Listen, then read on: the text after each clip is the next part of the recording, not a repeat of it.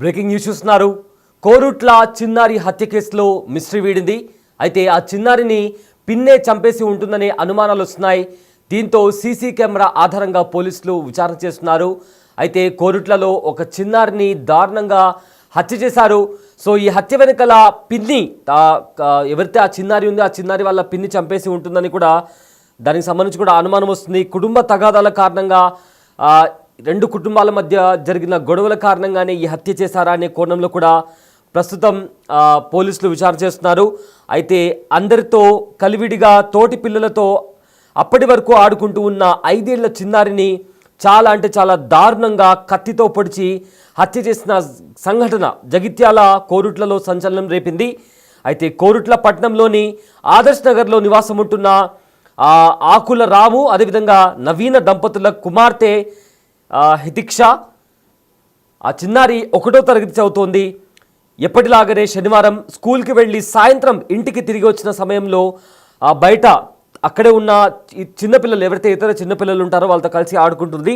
అయితే చిన్నారి తల్లి నవీన షాపింగ్కి వెళ్ళి వచ్చింది. చిన్నారిపై అప్పటికే పన్నాగం పన్ని పక్కింట్లో ఎవరు లేని అక్కడ ఎవరు లేని సంగతి గమనించిన హత్య చేసిన వ్యక్తి చిన్నారిపై పక్కా ప్లాన్తో పక్కింట్లో తీసుకెళ్ళి అక్కడ చాలా దారుణంగా కత్తితో పొడిచి చంపినట్లు కూడా ఇప్పటికే తెలుస్తుంది. అయితే షాపింగ్కి వెళ్ళి వచ్చిన తర్వాత అంటే అక్కడ కుటుంబ సభ్యులు పేరెంట్స్ ఎవరు లేని సిచ్యువేషన్ చూసి కూడా ఆ చిన్న పాప పైన కూడా విచక్షణారహితంగా దాడి చేశారు. అయితే ఇక్కడ ఆ తల్లి షాపింగ్కి వెళ్ళింది అని తెలియగానే చాలా పక్కా ప్లాన్తో హితిక్ష గొంతుపై విచక్షణారహితంగా పొడిచి చంపినట్లు కూడా పోలీసులు గుర్తించారు. నిందితుల కోసం ప్రజెంట్ పోలీసులు అర్ధరాత్రి వరకు కూడా గాలింపు చర్యలు చేపట్టారు. అనుమానం వచ్చిన పలువురిని విచారించారు. చివరకు ఇంట్లో ఉన్న సీసీ ఫుటేజ్ను పరిశీలించగా పాపను సొంత చిన్నమ్మ హత్య చేసినట్లు కూడా పోలీసుల నిర్ధారణకు వచ్చినట్లు కూడా ఇప్పటికే ఒక ప్రచారం కొనసాగుతోంది. ప్రజెంట్ చిన్నమ్మ మమతను కూడా పోలీసులు అదుపులోకి తీసుకొని విచారిస్తున్నట్లు కూడా సమాచారం. సో విచారణ స్టార్ట్ కూడా చేశారు. అక్కడ వాళ్ళ ఇంటి దగ్గర ఒక సీసీటీవీ ఫుటేజ్ ఉంది, సీసీటీవీ కెమెరా ఉంది. ఆ సీసీటీవీ కెమెరాలోని ఫుటేజ్ ఆధారంగా ఆవిడను ఎవరైతే వాళ్ళ చిన్నమ్మ ఉందో తనను అదుపులోకి తీసుకున్నారు.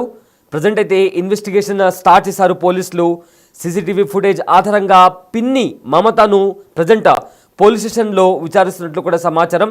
అయితే పోలీసుల విచారణలో పాపను ఎందుకు చంపిందో అనే విషయాల గురించి కూడా ఇంకా పూర్తి వివరాలు తెలియాల్సి ఉంది. అయితే అక్కడ ప్రజెంట్ అయితే విషాద ఛాయలు అలుముకున్నాయి.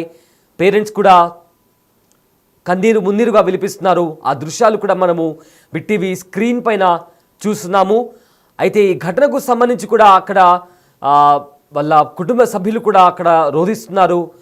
ఆ విజువల్స్ కూడా మనము బిగ్ టీవీ స్క్రీన్ పైన కూడా చూస్తున్నాము. అయితే చిన్నారి చనిపోయిన తర్వాత కూడా ఆ కుటుంబ సభ్యులు ఏడుస్తున్నారు. తమ పాపను ఎవరు ఎందుకు చంపారో తమకు తెలియదంటూ కూడా కుటుంబ సభ్యులు రోధిస్తున్నారు.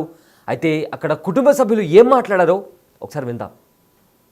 లేనప్పుడు ఆమె పాప స్కూల్కి వచ్చినప్పుడు లేదా అసలుకి ఏం జరిగింది అనేది కరీంనగర్ షాపింగ్ వచ్చిన మా అత్తమ్మ చూసుకున్నది. పెద్ద పిల్లలు వచ్చి నేను భయపడితే బాల్ కొనిచ్చిందట, ఆడుకున్నదట. స్నానంకు ట్యాప్ ఆన్ చేసి స్నానం అయిందట బాత్రూంలోకి.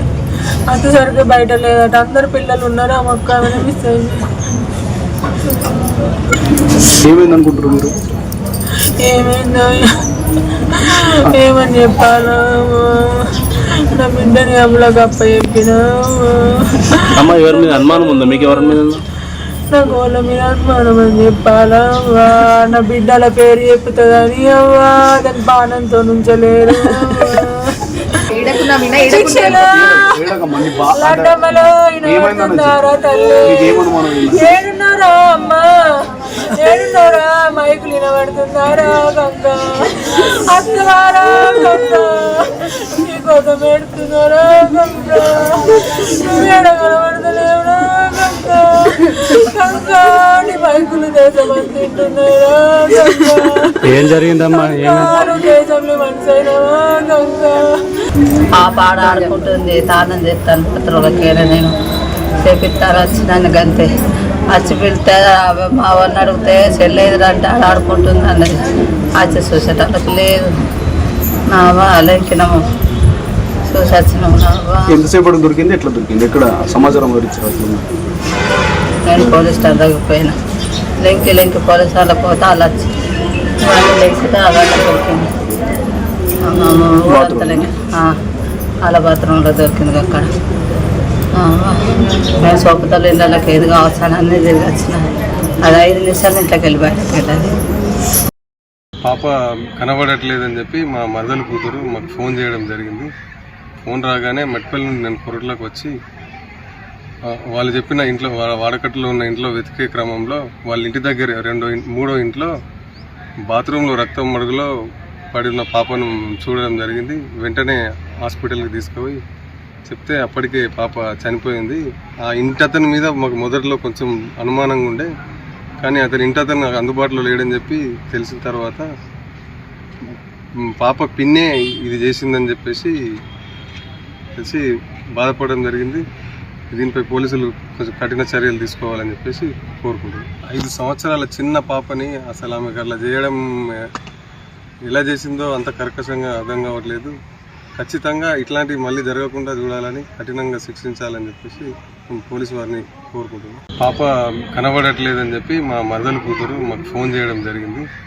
ఫోన్ రాగానే మెట్పల్లి నుండి నేను కొరట్లోకి వచ్చి వాళ్ళు చెప్పిన ఇంట్లో వాడకట్టులో ఉన్న ఇంట్లో వెతికే క్రమంలో వాళ్ళ ఇంటి దగ్గర మూడో ఇంట్లో బాత్రూంలో రక్తం మడుగులో పడిన పాపను చూడడం జరిగింది. వెంటనే హాస్పిటల్కి తీసుకుపోయి చెప్తే అప్పటికే పాప చనిపోయింది.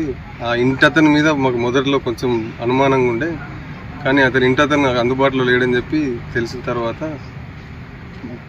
పాప పిన్నే ఇది చేసిందని చెప్పేసి తెలిసి బాధపడడం జరిగింది.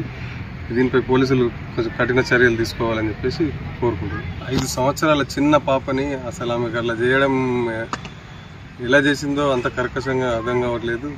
ఖచ్చితంగా ఇట్లాంటివి మళ్ళీ జరగకుండా చూడాలని, కఠినంగా శిక్షించాలని చెప్పేసి పోలీసు వారిని కోరుకుంటున్నాను. పాప కనబడట్లేదని చెప్పి చిన్నారి హితిక్షను కూడా దారుణంగా కత్తితో పొడిచి పిన్ని చంపేసి ఉంటుందని కూడా అనుమానం వస్తుంది. అయితే ప్రజెంట్ హితిక్ష వాళ్ళ పిన్ని కూడా పోలీసుల కస్టడీలో ఉంది. సో చిన్నారి కనిపించట్లేదని కూడా వాళ్ళ తల్లిదండ్రులు వెతికారు. ఇంటి చుట్టుపక్కల ఎక్కడైనా ఆడుకుంటుందేమో అని కూడా వెతికారు.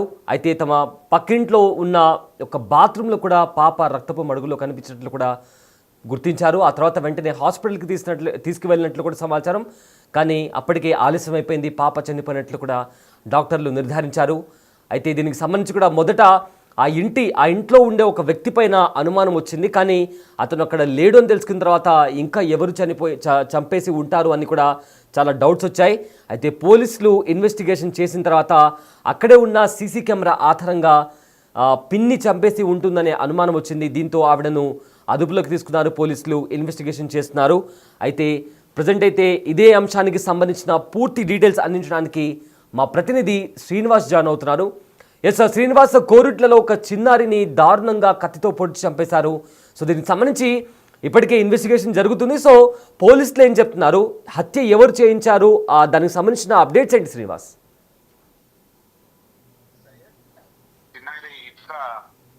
ఏదైతే హత్య చేసినటువంటి సందర్భం లోపల ఇటు చిన్నారి ఇటుక రక్తం లోపల పడి ఉండడం, ఇంటి ముంగట ఉన్నటువంటి బాత్రూమ్ లోపల విగత జీవితంగా పడి ఉండడంతో అయితే పలు అనుమానాలు రేకెత్తించాయి ప్రస్తుతం.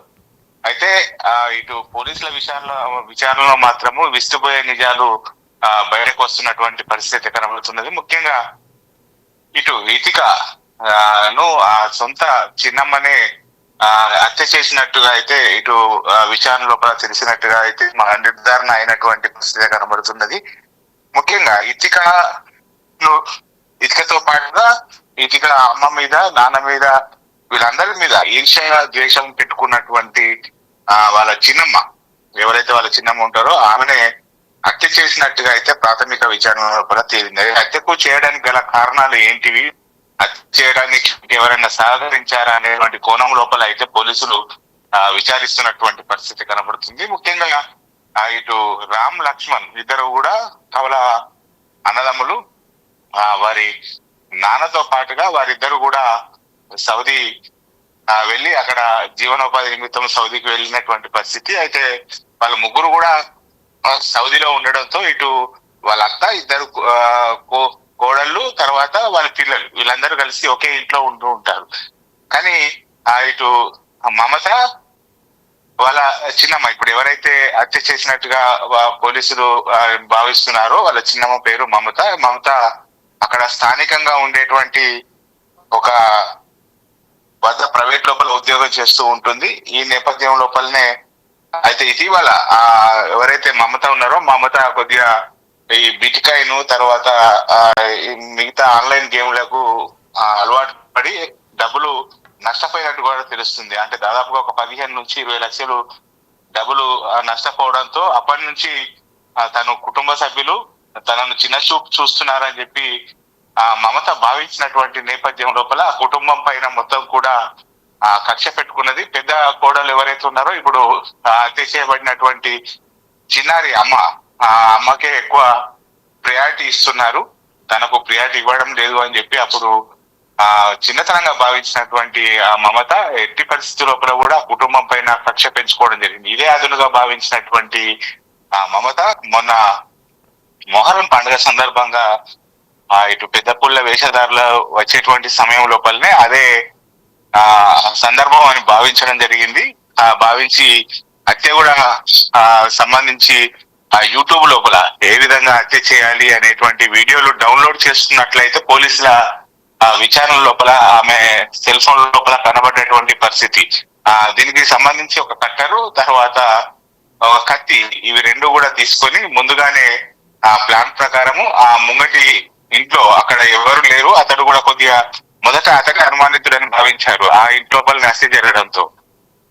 ఎందుకంటే అతడు కార్మికుడు కావడము ఇటీవల కొద్దిగా ఇటు అంటే కొద్దిగా ఉన్మాది లెక్క ప్రవర్తించడంతో మొదట అదే అతని మీద అనుమానం వస్తుందని చెప్పి అదే ఇంటిని హత్య చేయాలని చెప్పి ఇటు భావించడం జరిగింది. ఆ ఇంట్లో ప్లాన్ ప్రకారంగా చిన్నారి రితికను ఆ ఇంట్లోకి తీసుకువెళ్లి అక్కడనే గొంతు పైన కత్తితో కోసి కట్టెతో కూడా ఇటు చెవులు శరీరం పైన కట్ చేసినట్టుగా అయితే తెలవడం జరిగింది. తర్వాత ఏం తెలియనట్టు ఇంట్లోకి వెళ్ళిపోయినటువంటి మమత మళ్ళా కుటుంబ సభ్యులతో పాటుగా చిన్నారి రితిక కనబడట్లేదు అని చెప్పి వారితో పాటుగా వెతకడం జరిగింది. ఎలాంటి అనుమానాలు రాకుండా అక్కడనే హాస్పిటల్ వద్దకు వచ్చి అక్కడనే ఏడవడం జరిగింది. అంటే ఎవరికి అనుమానాలు రాదు అని అనుకున్నది.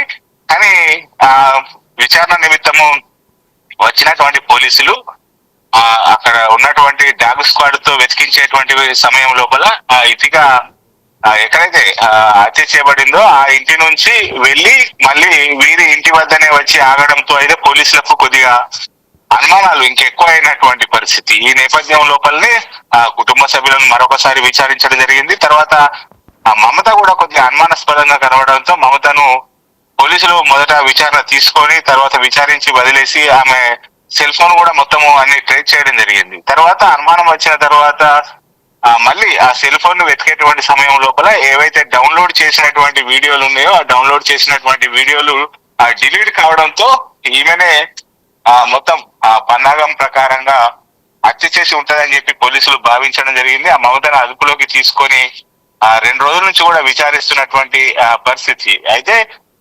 మమతనే దాదాపు హత్య చేసినట్టుగా అయితే ఇటు చిన్నమ్మ ఎవరైతే మమత ఉన్నారో మమతనే హత్య చేసినట్టుగా అయితే పోలీసులు అయితే ఒక నిర్ధారణకు వచ్చినట్టు. కానీ మమతకు చిన్నారి రితికను హత్య చేసేటువంటి సమయం లోపల ఎవరు సహకరించారు, ఇంకెవరైనా ఈ హత్య లోపల మమతో పాటుగా చిన్నారి రితికను చంపేటువంటి క్రమం లోపల ఇంకెవరైనా ఉన్నారా అనేటువంటి కోణం లోపల అయితే పోలీసులు ఇంకా ఎంక్వైరీ చేస్తున్నారు. మొత్తానికి నిన్న రితిక యొక్క దహన సంస్కారాలు కూడా పూర్తయినటువంటి పరిస్థితి. రితిక చనిపోయిందనేటువంటి వార్త తెలుసుకొని వాళ్ళ తాత తర్వాత వాళ్ళ నాన్న ఇద్దరు కూడా సౌదీ నుంచి రావడం జరిగింది.